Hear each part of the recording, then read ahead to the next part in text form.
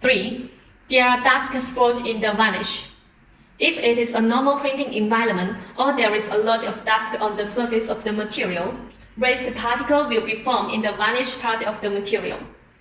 For this problem, we suggest to clean the material surface with alcohol mat before printing, or dust-free workshop would be better. 4. There are streaks in the varnish. The main reason for this problem is related to the printhead, varnish leveling condition, and the speed of the UV line.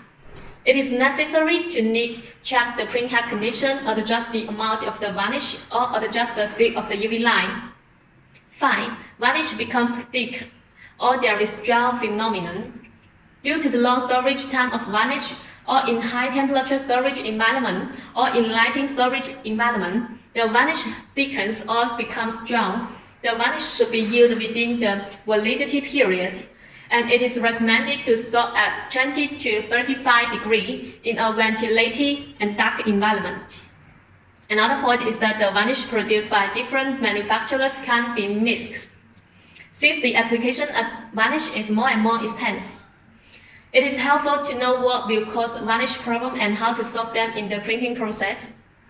If the above content is helpful to you, welcome to leave out a message.